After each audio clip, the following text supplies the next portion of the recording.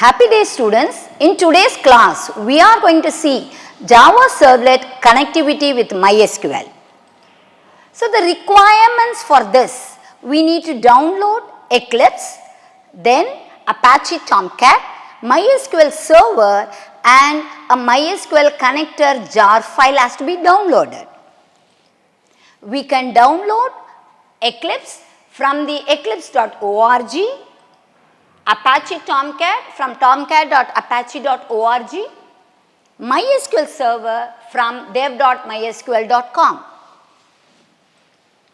Then the jar file again from dev.mysql.com downloads connector jar/j. And once you have downloaded it, we need to extract and take the jar file, paste it in your Apache Tomcat under lib folder. Now we will see how we can connect to my Java Servlet with MySQL. The first step is you need to click on the Eclipse IDE, then a screen will open where you need to select the directory as workspace. Then press launch. Once you have launched it, you will get a screen as shown in the PPT where you have to select new from the file menu, then select dynamic web project. Now we will see the procedure how to create a dynamic web project. First you need to type the project name, for example Java MySQL. After typing that, press next. Again you need to click next in the subsequent menu. Then you need to check generate web.xml deployment descriptor and then click finish. Now we will see how to create a servlet and then how to create a HTML file. Again your project from the project explorer, select your project Java MySQL, right click on that, then you will get a menu. In that choose new. There you have servlet, type the class name, the Java package name is optional, then give finish.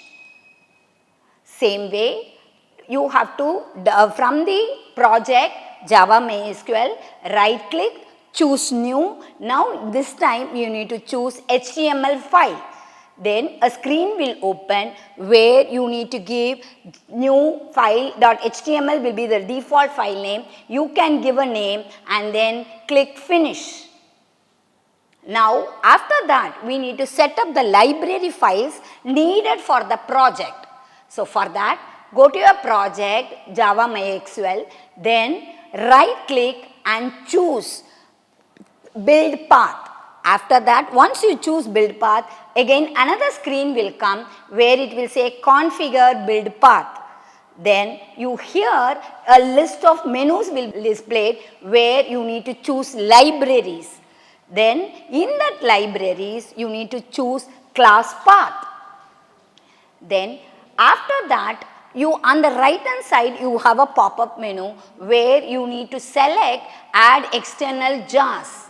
Now two files needed has to be pasted there. So go to your C:, in the Tomcat lib folder, select the file MySQL connector j jar file and the servlet API file and then give open. Once you have done that, now we need to set that server, Apache Tomcat server. For that, again go to the project facets which is been there, click select the runtime. Here you need to give new. There you have to choose Apache. Then you need to give what is the type of environment you are going to choose. So you will have a list Tomcat version 7, 6, 8, 9, 10 so on. Here we have chosen Tomcat version 10.1. Once you have chosen that, press next. Then again what will happen is you need to browse and select the Tomcat file from the C:. Then select the folder, press finish. After that a screen will open where it will say apply, then again you need to give apply and close. Once the files have been set, now we are moving on to the code. So the first step, already you have selected, you have created a servlet. So that file name is called select.java. There you need to first import the files. So first step is importing the files. We need for this, we require 4 import files. Import java.sql.star, import java.io.star, import jakarta.servlet.http.star. Once you have done that, next we will see the servlet code. So first step is you need to know what is your output response set content type. First we need to set the response.set content type to be text/html. Then we should create a print writer object. Now we have to include our code in the try catch block.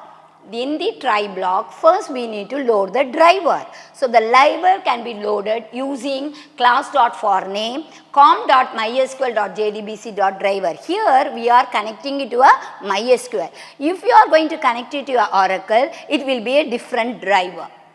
Then once the driver has been loaded, we need to establish the connection.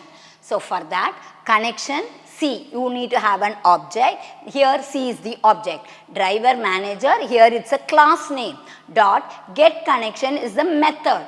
Using that method, we need to give what is the protocol and then what is the username and the password has to be given. So we are connecting it with MySQL. So JDBC :MySQL localhost and the port address is 3306 and my database name is GAV. Then for my MySQL, the root is the username and admin is the password. So now next we will move on to once the connection has been set, you need to create a statement. So here we will create a simple statement. Statement is S is equal to C dot create statement. Once the statement has been created, our idea here is to extract the records from the table and we want to display it onto the screen. So for that we need to have a result set. So the storage. So result set R is equal to S dot execute query select star from EMP, where EMP is my table name. Once that has been extracted, I need to display my each and every record along with the each and every field. So for that, we will have a while loop. While R dot next, the result set object dot next. So it will first move to already it will be the virtual cursor will be one row above the first row. When you give next, it will come to the first row. There we are going to print the first field. So for that out.println r.getString of 1, the first field will be displayed. Out.println r.getString of 2 means the second field will be displayed. So if your program is correct, if you have loaded the driver properly and your connection is correct, then you will execute this. If there is any error, that error will be caught in your catch block, right? So it will display you system.out.println error. Now we will see for that when you have created your Java file. Now through HTML code only we are going to execute it. So in your HTML under the body you will have a form object. So form method equal to get. By default it will be get only. If you want to change it, you can you post. Now action equal to select. So here select is nothing but it is the servlet name. Servlet name is select.java, but you should not give .java, you have to give only the select.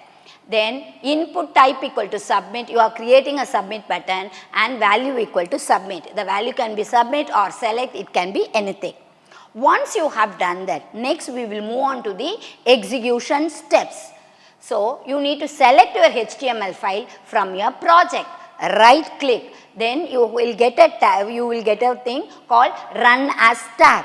There you again when you select, you will get run on server. Once you have given the run on server, you will get a screen where you need to choose your server. Once you give, after chosen, if you give finish, you will going to get your output. The output you can see in your localhost 8080. So, once you give the submit, you can get what are the records which is there in your table.